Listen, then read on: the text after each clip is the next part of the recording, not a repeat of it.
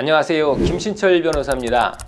요즘 들어 법원이 채무자의 보험과 관련해서 자주 내는 보정 명령들이 있죠. 이 보정이 실무에서 문제가 좀 되고 있어서 오늘 소개해 드리겠습니다. 이 보험과 관련한 보정 때문에 개인회생을 신청한 채무자는 자신에게 별다른 재산이 없고 소득도 그리 높지 않아서 변제금이 높게 책정될 이유가 없는데도 법정 생계비를 공제하는 가용소득보다 실제로 더 많이 변제를 해야 하는 경우가 발생하기 때문이죠. 이 보정의 내용을 보면 이렇게 돼 있습니다.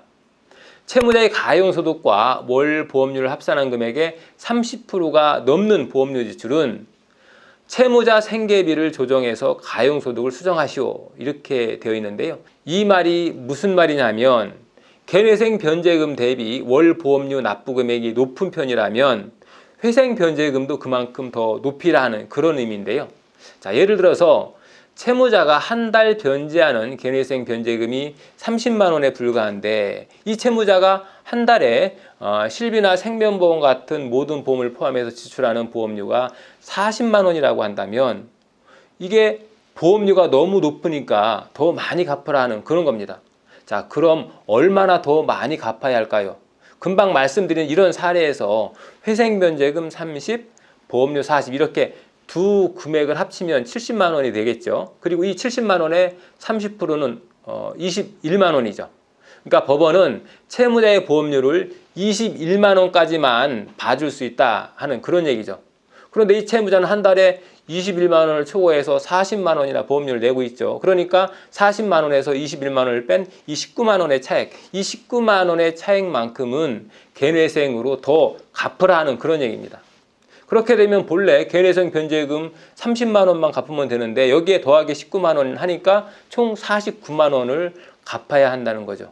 결국 채무자가 개인회생 변제금을 납부하는 것에 비해서 보험료가 과도하다라고 한다면 기본적인 법정 생계비조차 보장되지 않을 만큼 더 많이 갚으라는 보정이 나올 수 있다는 거죠. 여기에 대해서 그러면 어떻게 생활하는 것이냐 이렇게 불만을 가질 수도 있는데요. 만약 1인 가구인 미혼 채무자가 개인회생을 신청했을 경우에 125만 원이 법정 생계비죠. 그런데 요즘 같은 고물가에 125만 원으로 생활하는 것이 쉽지 않은데요. 이것보다 더 줄이라는 거죠. 불만이 나올 수도 있는데요. 그런데 법원 입장도 이해할 만하죠. 법원 입장에서는 이런 채무자의 그런 어떤 생계비 고려도 중요하지만 개인회생 제도의 본래 취지도 고려해야 한다는 거죠. 채무자가 빚을 갚지 못해서 구제를 신청한 만큼 최소한의 생계 유지를 위해서 필수적으로 지출하는 것은 인정해 줄 수 있지만 이 보험료를 변제금에 비해서 과도하게 납부한다면 채권자에 그만큼 손해를 끼치는 것으로 볼 수 있다는 거죠. 그래서 채무자에겐 그만큼 페널티를 더 부여하겠다는 그런 취지인데요. 법원의 입장도 이해가 가는 거죠. 보험료를 너무 많이 납부하시는 분들 이 부분 참고하셔야 되겠습니다. 그리고 또 한 가지 보험 관련 단골로 나오는 보정이 있죠. 제가 전에 채무자의 청산가치에 반영되는 것들 중에는 보험 해지 환급금도 포함된다라고 말씀을 드렸는데요. 근데 보험을 오랫동안 유지해 오신 분들은 이 해지 환급금이 많아져서 수백만 원에서 수천만 원에 이르는 분들도 있죠.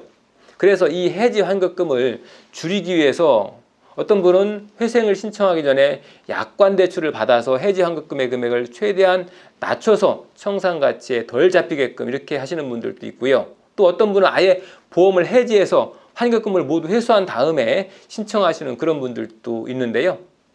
하지만 요즘 법원에서는 채무자가 보험을 해지했다라고 하면 언제 해지했고 해지 환급금은 얼마를 수령했고 이 돈은 전부 어떻게 사용했는지 그래서 그걸 제대로 밝히지 못하면 돈을 전부 청산가치에 산입하라는 그런 보정이 나오고 있고요. 또 만약에 약관 대출을 받았다라고 하면 언제 약관 대출을 받아서 그 받은 날을 기준으로 해서 보험 대출금을 약관 대출금을 어디에 어떻게 사용했는지 그 지출에 대한 사용처를 소명하라는 그런 보정이 나오고 있습니다.